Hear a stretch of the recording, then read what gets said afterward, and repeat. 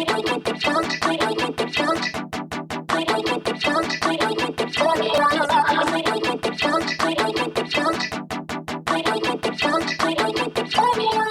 everyone, we're doing this pre-recorded because we kind of messed up with the live stream. Those are things happens, so we're doing this not live, but you at least get a podcast and you get the iTunes stuff, you get the YouTube stuff, so you at least get to see us eventually, hopefully, sometime in the future. Now, I guess you're watching it. Okay, cool. Now that that's out of the way. Yeah, that's out of the way. Let's start by... Some technical issues are to be expected with your first one. It's okay. Yeah. So let's start by introducing ourselves. Let's start with Mob. Can you present yourself and, who you are? Hi, I'm Moblord. You've probably seen me around. I sometimes carry a sword in channels. They let me moderate sometimes, and I've had some experience in the past with managing streamers. I've had some past with the Online Performers Group. I've had some experience in the past doing some artwork and organization and team-based stuff for channels. I'm kind of a jack of all trades, and I'm currently a Twitch admin, and that's basically it. And then we have Chris. How you guys doing? My name's Chris. I have a marketing and branding background. I recently founded StreamerNews.tv. It's just about a year, almost under a year, a little under a year. We have our 1 year coming up in March. We pretty much aggregate content that happens all around Twitch in the communities, covering your biggest streamer, medium streamer, smaller streamer. We do interviews within the communities. We pretty much just want to create something that we can look back in the next 2 to 3 years and be like, oh, cool, these are the people who laid the foreground for what Twitch is today. And that is the website. And I am Daniel. I run StreamerSpace. I have a similar background to both of these guys. I also come from marketing and branding, and I've done graphics and motion graphics for a long time as well. And about 1 year ago, I started StreamerSpace and went full-time with designing around Twitch. And that's pretty much why I'm here. I also write 2 articles a week. That's really in-depth stuff about Twitch. And that's kind of where this idea for this podcast came from. Well, I talked to Chris, I think around TwitchCon sometime, and then eventually I had Moblord on for a podcast, and one thing led to another, and now we're sitting here, we're talking to you guys. And I'm kind of gonna want to hear what Mob and Chris can I have thoughts about the show, what they want this show to be about. So, Mob, what would you say this show is about for you?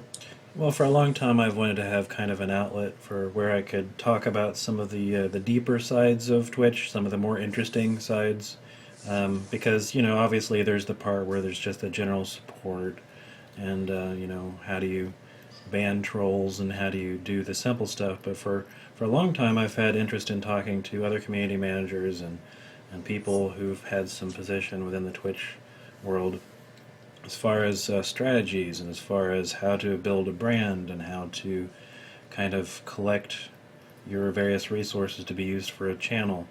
I've had a lot of these different ideas, and I've wanted to have a place where I could talk about that kind of stuff openly, and then also talk to some of the people who are doing some of the moderation and community management and that type of thing, the non-streamers, to kind of show them some ways that they could maybe do some research and help benefit themselves and be more useful to their streamers. So, yeah, basically that.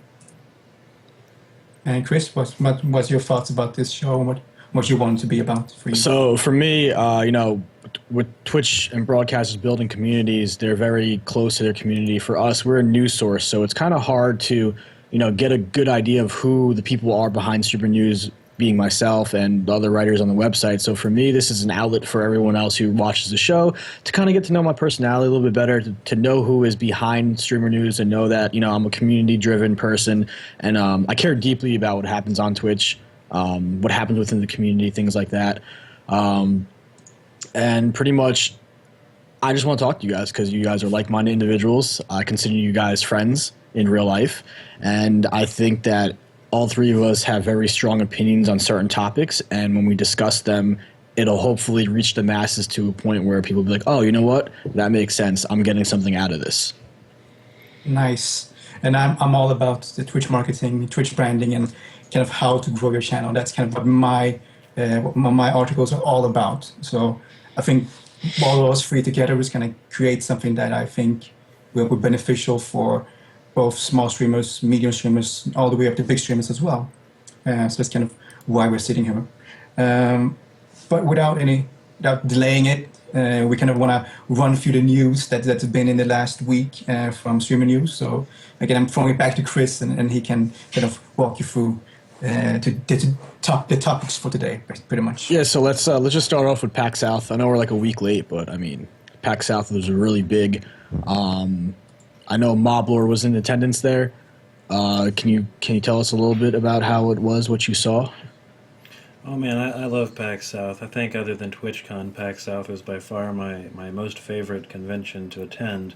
I think it's because it's kind of like a best kept secret where you have a lot of big name broadcasters and the people who are serious about broadcasting, but you don't have a lot of activities. You don't have a lot of events scheduled typically for most of them. You don't have a lot of sponsors or fans necessarily pushing at you every minute of every day. So what it allowed people to do is kind of hang out by the Riverwalk and relax and enjoy each other's company. And I think it's one of the best networking events that you'll attend as far as that stuff goes.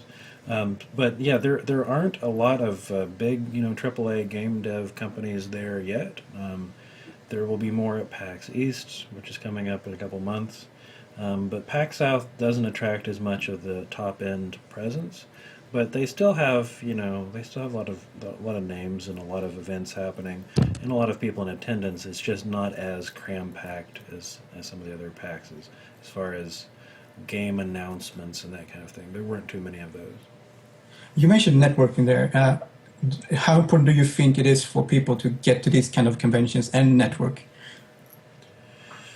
Well, yeah, obviously if you can afford it, I think that's one of the best ways that you could spend your money. If you're close to any of the PAX, you should be trying to go for the networking side of things. Now, before TwitchCon, it was kind of like every time that there was a convention, it was like a miniature Twitch family reunion at each one of these things.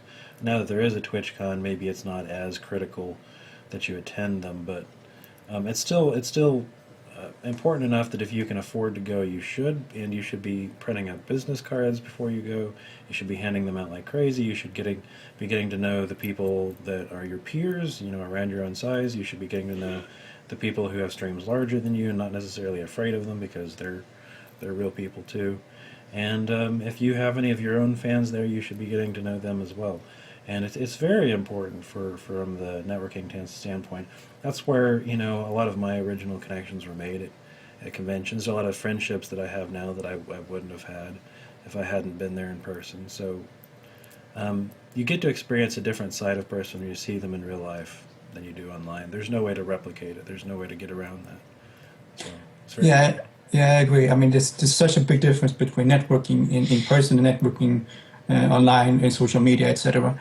And I mean, the strategies are totally different as well, which hopefully we will get into sometime here deeper. I don't really want to get into too deep now, but again, I think that networking in general, that's everybody pretty much knows that it's an important aspect of streaming.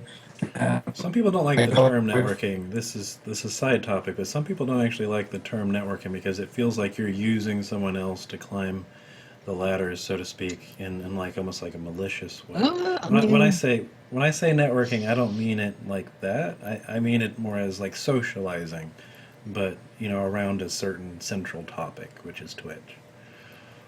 I feel like it's a gentler way to say it. I feel like it's like a beneficial partnership. Like if you network with somebody, like I feel like if there's a mutual respect and understanding, like networking is just a means of beneficially working with each other. So, someone might have a wider network reach than the other person, so they help the other person out. But then the other person might have a different reach than the other person. So it's like both parties are being kind of helped out. And I don't know. I know people don't like it, but I just look at it as, like a partnership between people. True. What else do you have on the news list? So yeah, so for me, I wasn't at PAX South, so I kind of watched it behind the screen.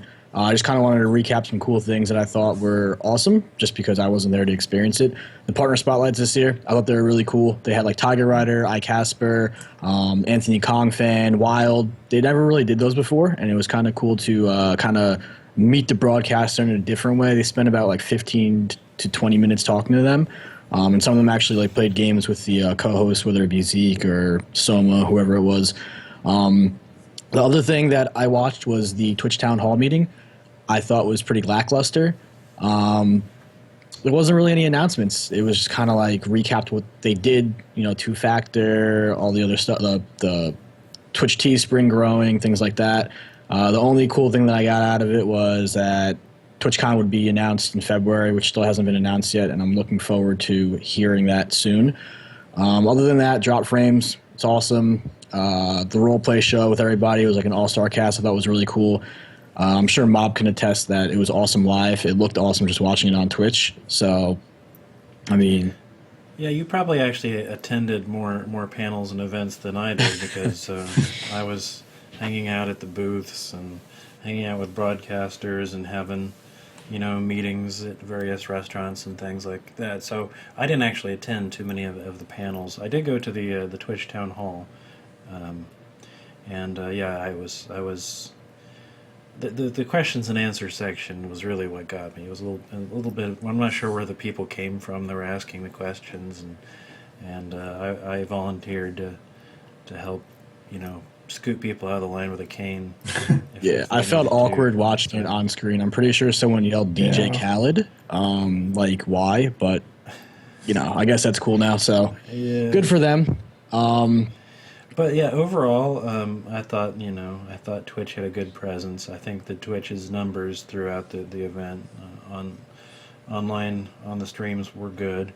I heard good reports about that. So I think, if you look at it that way, Twitch had a good presence. They were the number one booth. They were the largest booth. When you walked in, it was impossible to miss it. It was right in front of your face.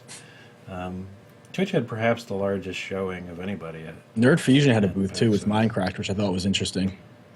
Yeah, they did, and that was interesting. I'm glad they did that. I'm glad that there's subcultures large enough to have their own booths, which aren't cheap. No. Have their own presence at conventions, so that was good. And I hope that we'll see more of that as time goes on. I do too. I think they might be doing one for East. I don't know if that's confirmed, but I would assume they would. If they did one for South, it would make sense in my opinion. Unless it just costs triple or something. Well, I can't see them monetizing for trade shows, but I mean, I think just the presence of having a booth there as a brand speaks volumes to what is happening within the industry. That's true. They did sell some things, posters and things like that, but they probably didn't get their money back out of it. Yeah, but I think the value is, as Chris said, the branding, right? You want to be seen by as many people as possible, and it kind of builds up your brand. And when you have that brand recognition, you can do a lot more with it, and that goes for any size streamer, right? Even a small streamer can. I mean, they probably can't rent a booth, but I mean, they can still do brand recognition in by digital marketing and etc. So I think taking that and kind of bringing it to a more digital level is possible for anyone. Yeah. Something else that I noticed that Stream Academy had a booth there as well, and they're relatively new and relatively unknown, but I think they had quite a bit of traffic as far as that goes. I was surprised to see. So there's definitely a market, I think, for education, teaching the newer streamers how to succeed at the technical level, software level, and also branding themselves and starting that whole process of becoming a presence on Twitch.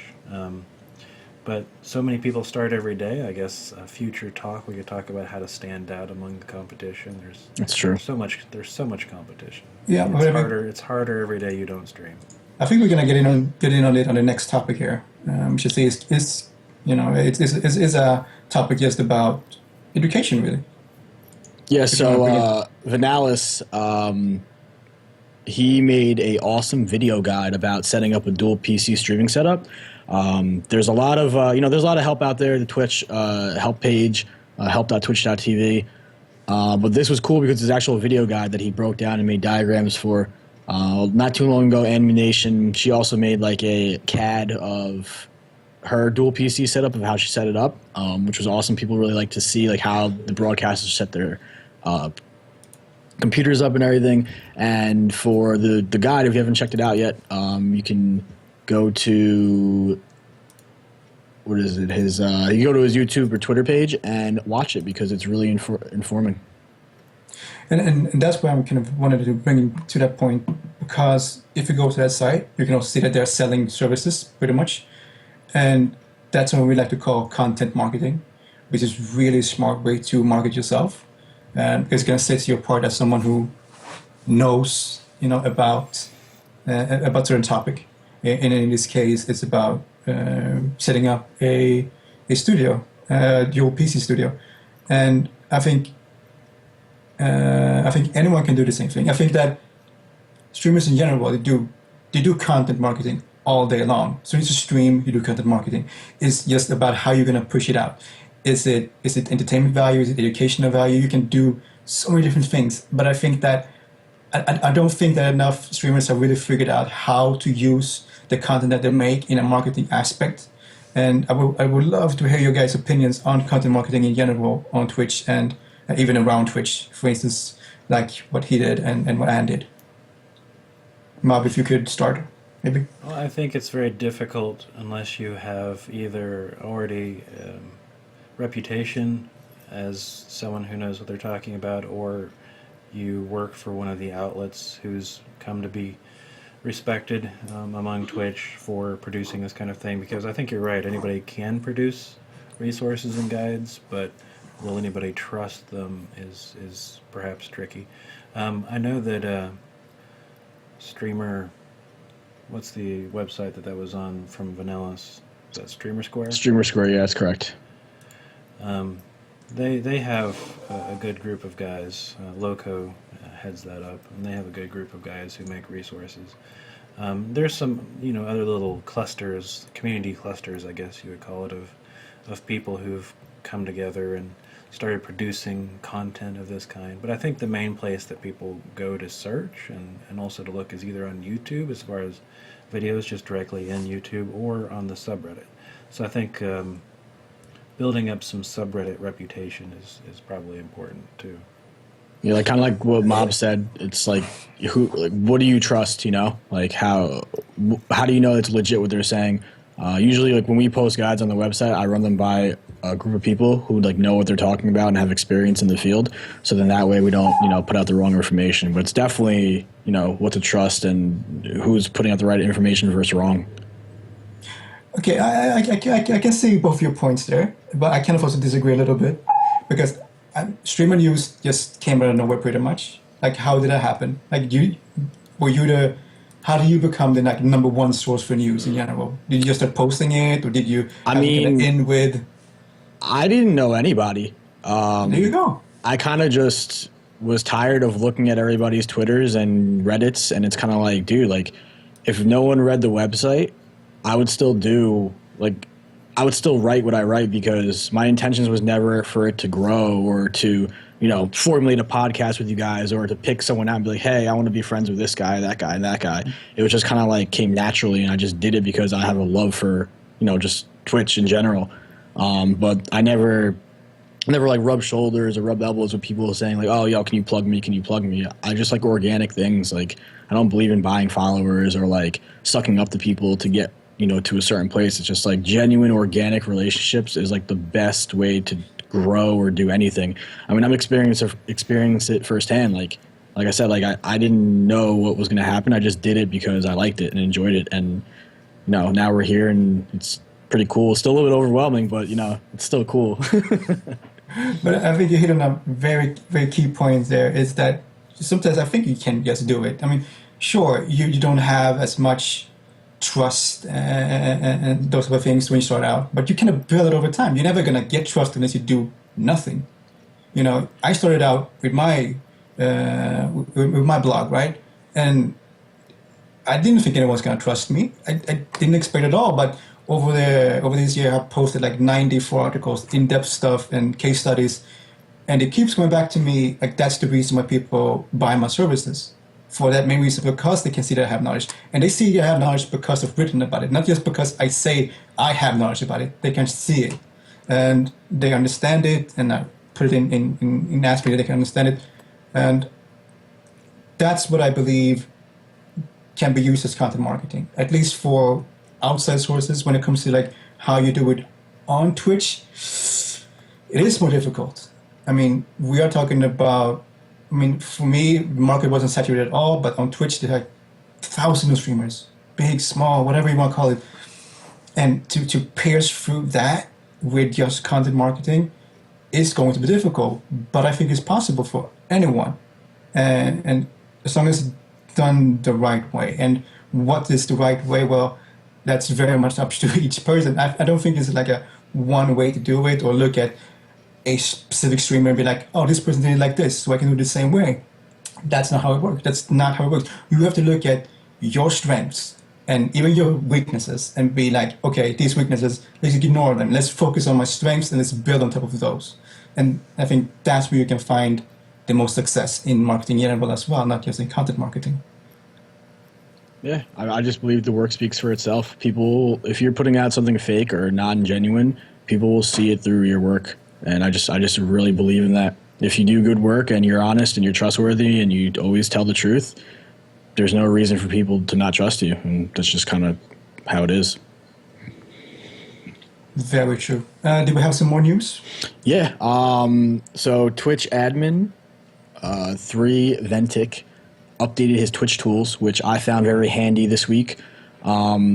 I use the Twitch mobile app a lot. I do watch streams on desktop, but I do tend to use iPad and iPhone a lot. The 6 Plus, not like an iPhone 5S. It has a tiny screen, but you know. And I wasn't getting certain like notifications up on my iPhone or my iPad when people were going live, and I was like, man, like what's going on?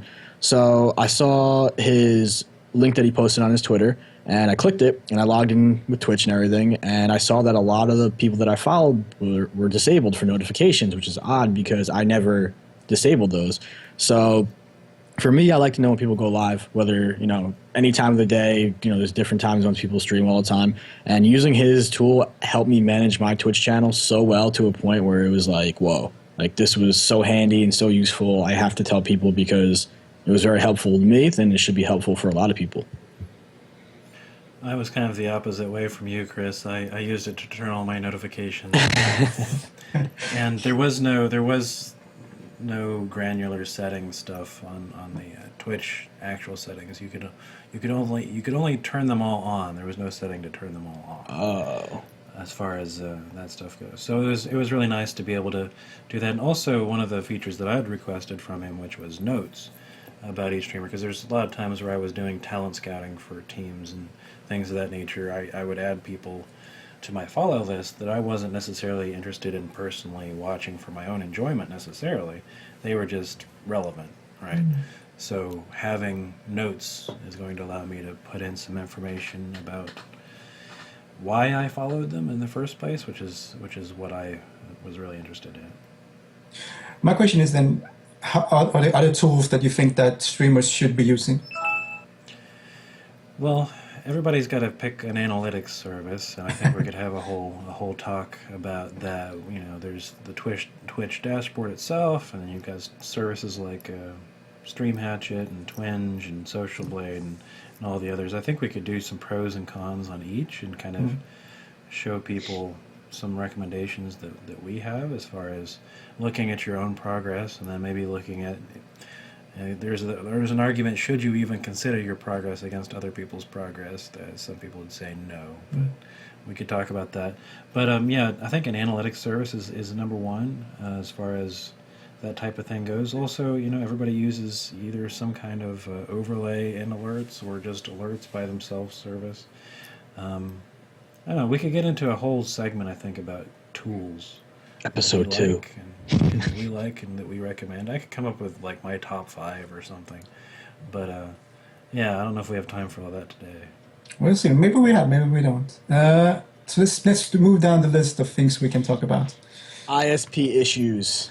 Something that a lot of streamers deal with. I feel I see all the time on Twitter, whether they be DDoSed or just regular ISP issues, network issues, and Munition. Again, she wrote a very long blog entry on her website discussing the issues that she had, the solutions she had, how she worked with her ISP network to fix it, and like the end result of what the issue actually was. I think that it's a very well, not guide or tutorial, very well explained situation and the story of like how she dealt with it in a professional manner. Like even though it was frustrating, like she kept her patience, and at the end of the day, she figured out what the issue was and it was resolved. And now she's up and running and has no issues and haven't had issues since the last week and a half, 2 weeks maybe. So, yeah, it's totally not a guide. It was about one person's fight with their ISP, and a lot of people have fights with their ISP. It's very common in the U.S., especially. But everybody's journey is going to be different. So take it as a tale of how to be patient and stick with it and troubleshoot it, even when you're not given much in the way of options. I guess take it for that, not necessarily as the same exact steps will be different for you than they were for her. But one of the main things that I've always learned is you often waste your time talking to first tier support. You often need to find out and establish your relationship with that second tier or third tier person a little bit.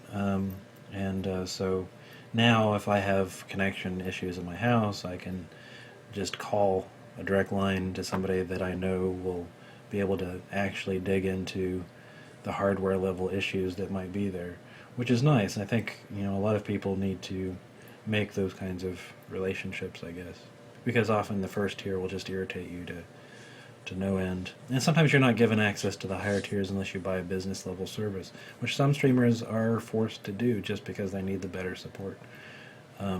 Thankfully not often, but I mean, because it's expensive. Do you know if is that very common? Among the larger partnered streamers, yes, it's pretty common for them to have bought either the business package or done something because they've had to contact in so much. They were assigned somebody or something of that nature. So yeah, I think among the bigger streamers, it's fairly common. But you don't think it would ever be a necessity for a smaller streamer? Probably not. Most of the time, you can't afford to anyways. Yeah. I mean, it's twice as much, at least, for the internet service, if not more. And the only main difference is dedicated support. So, usually. Now, in the U.S., just to explain ISP issues, oftentimes you're dealing against throttles. And so throttles is when your internet company decides that your traffic is less important than other types of traffic and slows you down based on some things. And then you've got monthly caps where, Comcast has decided that you have 300 gigs to work with for a month, and once you've used that, then you've used it. And if you're on like satellite or something of that nature, your cap is way lower, 15 gigs. It's a very small. You might as well not be streaming at some certain point. So it's something that is dealt with, especially when you're way out in the rural areas of the U.S. We have pretty pathetic internet if you're not in a main city. And that's just kind of how it goes here. And you're usually only given one option for your internet provider service. It's pretty terrible. We're all begging and pleading for Google to bring their Google Fiber service to everyone, everywhere. That'd be awesome. I'd be so happy. I have Comcast. There's people who move just for that, and I don't blame them. I've felt that way myself before. Yeah. Oh, yeah, I agree. I mean, in Sweden we get it pretty nice. My city right now is planning to guarantee that everyone should have fiber within, I think it's within 3 years, something like that now. What? That's awesome. That's pretty nice. So I'm waiting for it right now. Look at this, size of the problem they're dealing with. The land mass issue is a big one here. Yeah, that's true. I mean, Sweden is pretty small in comparison. But I mean, I don't. So because I live in Sweden, I don't really pay that much attention to it. So I don't really have that much more to say about it. So unless you guys have anything to add, maybe we should move on to the next bigger thing here. there's probably things that we could do to help people. We could link the tool that Ammunition used to find out what her speed was to the various ingest services at Twitch. That's probably a useful tool. Um, yeah, obviously, we can give you a speed test that you could use to determine what kind of speeds that you'd be capable of streaming at. We could provide that link in the description. But as far as that stuff goes, everybody's journey is different, so it's hard for us to make recommendations unless we know your specific circumstances. Yeah, true. I just thought it was a good story for people who are, stressed out about it. I mean, I love her blog. It's amazing. Sometimes It's very well written. It's very well written, and I recommend anyone to read it. Not just because it can help you, but because it's just a good read. And she has a fantastic website, and she does some amazing stuff with her brand. So the next thing, which I think is a very big topic, I'm sure both of you will agree, is taxes. Joel Shang, JD, recently wrote a guest article for us on the website discussing taxes for streamers. He pretty much gave a rundown of information of like what they should do. Granted, you should probably go see a CPA and everything to have a one-on-one. Reading the article isn't going to help you or guide you, fully through the process, but it gives you kind of like a place to start.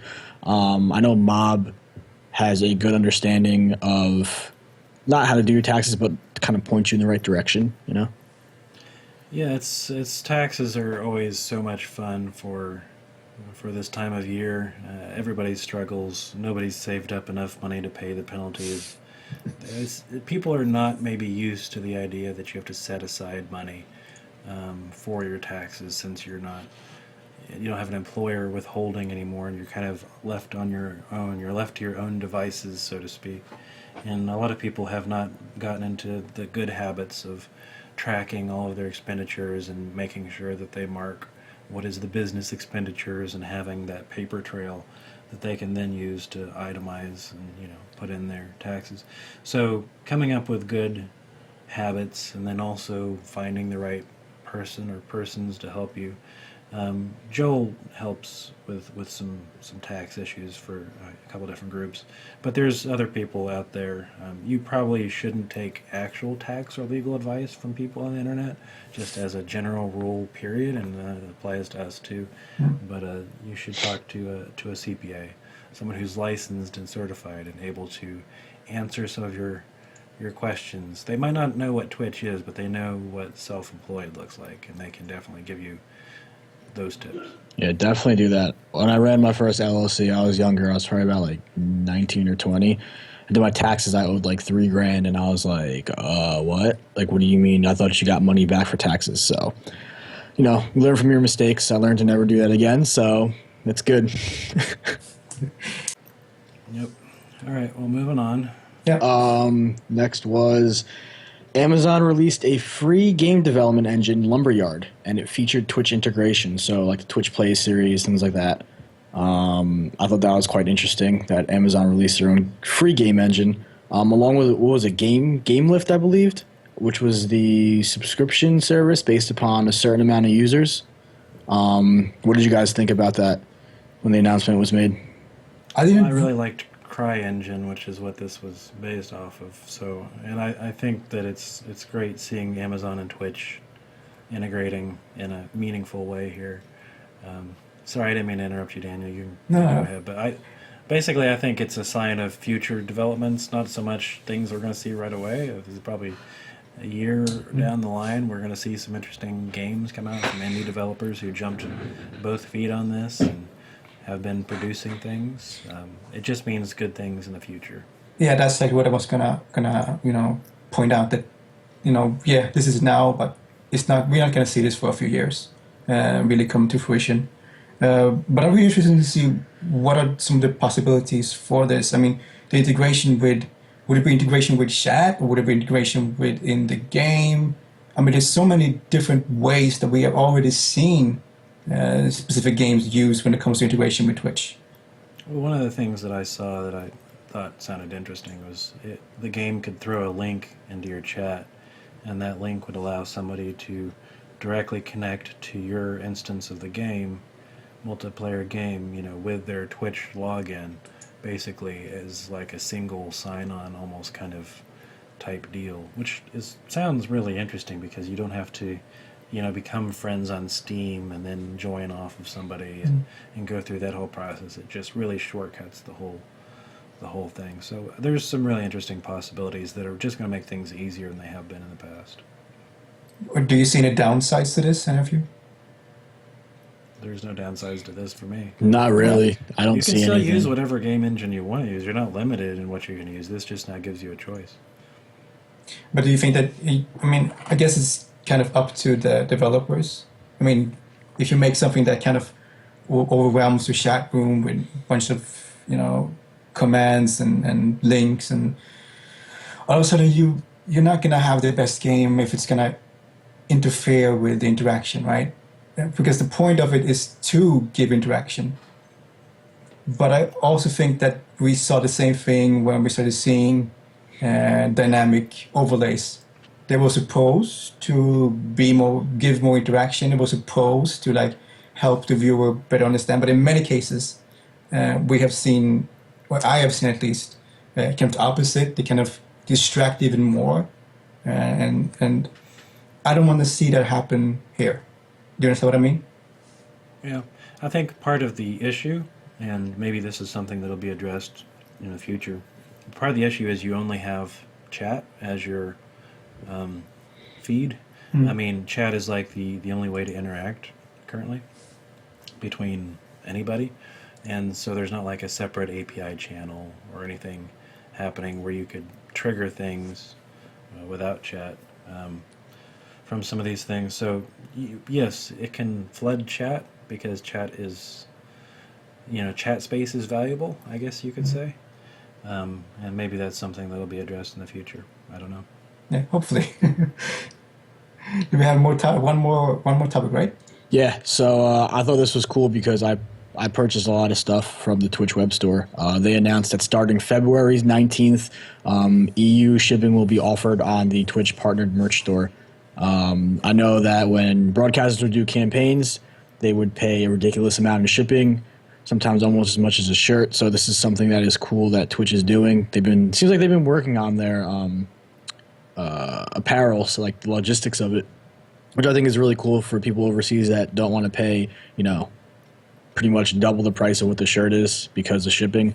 I know I frequently shop on the Twitch merch store when partner broadcasters' products go up, and I think this is really cool for people who want to purchase overseas.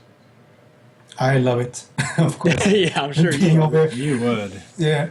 So I'm glad because honestly, plenty of times, I've seen something I like, and then I've gone to order it, and then I'm like, oh, that's right, it has to be sent over here, and it have stopped me from buying things. It really has, because it becomes a big issue, and I'm really happy about this. I'm really happy about merchandise in general being such a big thing this year, and I would love to hear you guys' opinion on how much merch we're seeing popping up everywhere. I mean, Twitch, just real quick to go back, Twitch did EU campaigns with Teespring, but it didn't feature the Twitch on the arm, which, I mean, to me, doesn't make a difference to me, a little bit, but I mean, if a partner broadcaster or if a broadcaster releases a t-shirt on Teespring and it's really awesome and dope, I'm going to buy it regardless if it says Twitch or not because I want to support the artist or the broadcaster of who it is. I don't know, does it make a difference for you, Mob? Do you care if it says Twitch on the side? It's nice, but at the same time, I'm like you. I'd probably still buy it anyways if it was somebody I was close to. And I think a lot of people have that debate. I think if you're a broadcaster too, you feel like Teespring is your only option because it's the only one that can do the official Twitch band. But there are other options, and there are other options for all kinds of things. Didn't you cover shoes recently on your site? Yeah, Venime Customs did a pair for Brotato, custom pair of shoes. It was cool the way they did it from start to finish. They pretty much started the white shoes, or a pair of Nike Janowskis, blank canvas. They streamed the entire process. They made him a custom box and pretty much and they sent a USB of the actual recording of them creating the shoes, so it was like a complete package. You're not just ordering nice. a pair of shoes and just being, oh, here are your shoes, man. Like, thanks. You're actually getting like a complete package of like, oh, like I feel attached to these sneakers because of the process that went into them. Like care and love went into them, so therefore, like when I wear them, I'm going to wear them very proudly. Handmade. Exactly. I mean, I love that. That's such a minor detail, but it does such a big difference. And I mean, you can't really scale that because say they get really, really big, Right. you couldn't do that for everyone. It would be impossible at that point, right? Of course. And that's kind of bringing this into streamer territory. I think that smaller streamers can use the unscalable because you can, if you have 10 concurrent viewers, you can thank them individually, right? And you can even send them videos individually even because it doesn't take that much effort, and you can make them into ambassadors for your channel. I think, and you can't scale that. When you get to the level of the biggest top streamers, you can't do that. It's impossible. So when you're a small streamer, you should use that to an advantage, not to a disadvantage. You can connect better with your viewers than a big streamer can. So use that. Yes, the same way as a sneaker. What were they called again? Van Nuys Customs. They're based out of California. Do what they do. Create something for your little audience that you have right now, so it can grow bigger. As they are doing. And they also made they did Fallout inspired shoes. They did a pair of Dragon Ball Z shoes the other day, and they came out super ill. Like they were dope. Like you could either wear them or for the sneaker enthusiasts, they are allowed out there. Like it's a multi-billion-dollar industry. Like you don't have to wear them. You could put them on a shelf or put them on in a case. You're like, I want these because of this reason, and display them because they're so cool. Yeah, some channels that I'm familiar with, they used to do hand-drawn art when they were smaller. Every subscriber or maybe every follow, I don't know, they would make a small, hand-drawn art. Now, obviously, they're much larger now. They don't have that kind of time. They can't just do that. It has to be special one-offs or giveaways or something of that nature. But yeah, I agree when you're smaller. And I think we're seeing some of that now, too, because you have some of these perler channels. You know what I'm talking about with the little colored beads? Yeah, I know what you're talking about. Yeah. Some of those are popular, and that wouldn't necessarily scale well either. It's a very manual, time-consuming process. But when you're small, take advantage of that. If you're an artist as well, make things that are highly custom because you have the time. So it's a cool concept. I hope to see more from them. I hope Twitch themselves expands into new categories too over this year. Obviously, they've gotten into the T-shirts and the hoodies, and if you went to TwitchCon, you saw some additional categories, things that had never been sold before. The merch line was crazy, though. Yeah, 4+ hour. I think I stood in line for over 4 hours. I remember trying to get a hold of you, and every time I text you, you're in the merch line. It was brutal. I was like, dude, come on, can we meet? I hope the next TwitchCon is so much smooth, streamlined. I think Blizzard does it right if they're going to compare to a company. Yeah, you purchase everything online ahead of time, and you go take your card and pick it up.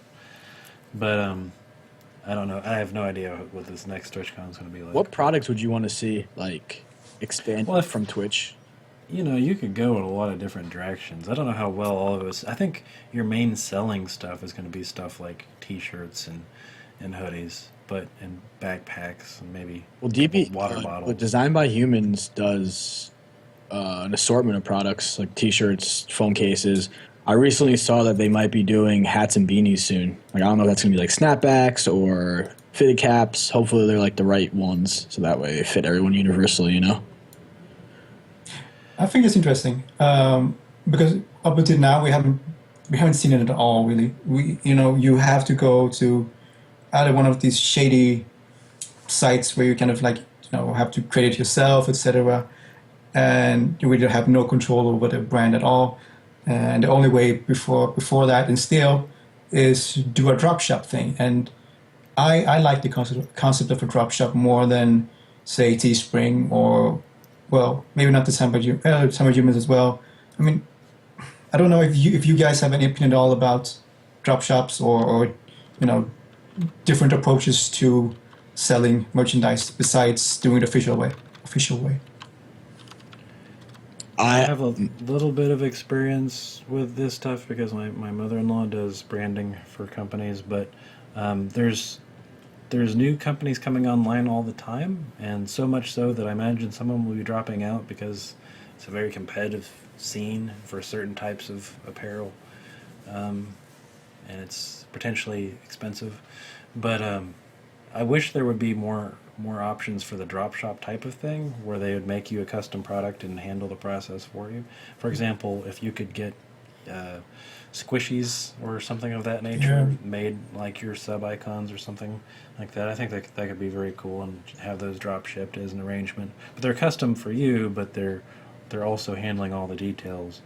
Um, the problem is when you get into this stuff is you have anytime you go too far down this road you have all these minimums, and oftentimes it's expensive to set up that original run and to get that connection in the first place. A company willing to do this with you is going to want their money back out of it, and so they're going to set up minimums for you, and so I guess watch for the fine print. Yeah. Chris, you wanted to create something similar, right? For Twitch specific, right? Yeah, so like before Streamer News started, I was like, I bought a couple T-shirts from the Twitch store, and their next level shirts. I mean, they're good, but I mean they're kind of thin. Sometimes, like after a few washes, the collar kind of wrings out. I'm a big stickler for clothing. Like I like quality things. Like it doesn't necessarily mean you got to buy a $300 Kanye West T-shirt, but I mean, you can do your research and you can find good Three clothing. hundred dollar that'd be a discount off of a Kanye shirt, wouldn't just a it? shirt, not the actual sweatshirt. You know what I'm saying? But nah. Um, I just feel like there was a void to fill in that space. I'm kind of familiar with like logistics with shipping, warehousing, cost.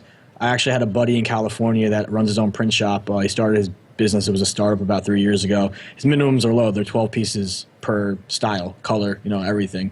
And he was gonna give me a good break, but after crunching all the numbers and after all the splits and everything like that, like it's honestly not worth it. It's better for a bigger company like Teespring or Designed by Humans to kind of handle all your logistics. I know that Cody started his own like streamer warehouse where he releases products on the web store, and the warehouse or shipping facility or whoever he's using it could be out of a house, could be out of a garage, who knows. They fulfill the orders, and I've seen him retweet and post things up about how people getting their orders, people are happy, they're satisfied with the quality, and I gotta give him props for that, man, because doing that on your own and it is definitely a hard thing to do, and it doesn't seem like it's like a big operation from like the after the research I've done, but I think it's cool that other streamers are branching out to do that. But it's definitely going to be a lot of work, and you need to do volume in order to make money. Like selling 12 T-shirts after your cut, after your split, after costs, shipping, like you'll make maybe, I think we did the math, it was maybe like $8 or $9 profit. Yeah, to me, like that's not good enough. You need to have greater margins in order to be sustainable. True. Well, and I also think you kind of hit on a really interesting point there. Like you kind of looked at the market, kind of looked at where there was a void, and I think especially for streamers that are starting out or small, can do the same within a game or on Twitch in general. I think I did that with my blog. I looked at what do people want, what do they need, like what are people asking about on Twitch, what are people yeah, and what are people asking on Twitter, what are people asking on Reddit, and then I kind of took that and kind of cooked together what I have today. And I think that streamers can do the same thing. Look at what are people looking for right now. For instance, I was able to see that Rainbow Six was gonna blow up. The reason was a lot of foreign streamers, Russian streamers were streaming and they get a big crowd. But you can look at small streamers, indie streamers, and they had a little, but they were growing. And they were growing for the reason that people was interested in seeing that game. And there were a couple of people that kind of stuck with it. And since then, they have grown really fast due to that game. Due to that game, yes, people just wanting more of that game. And if you look at numbers, you can kind of gauge that. Of course, you shouldn't just go by numbers. You should go by like what you like as well. But I think that yeah, look at the market when you go for certain things. Just like Chris thought about doing with his shop. Yeah, and then I realized that It was just too crazy. And then I was like taking a shower, and I was like, I wonder if StreamerNews.tv is available, and it was, and I bought it, and then that was that. But just real quick, Designed by Humans Gaming launched a custom theme editor for web stores today, recently, like a couple hours ago. So you have the option to go in and figure out your layout, your theme color, your settings of everything that you want to do, whether it be the layout, t-shirts. It's actually pretty cool. I'll be sure to give the link for that in the YouTube description as well. That's new. I think that's pretty cool that they did that. Do you know what type of printing technique they use? I have no idea. Since they don't have a color limit, I assume it is digital. Oh, all right. Screen. But Teespring has a limit, right? 9-color limit. Teespring has a 9-color limit, but it is up to Teespring's discretion if they do screen or digital. Oh. Okay.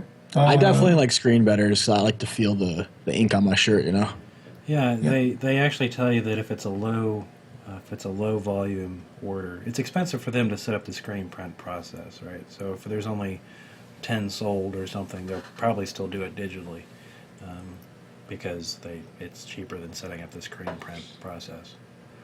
So yeah, Teespring is typically screen printed, which is supposed to be the higher quality, longer lasting print.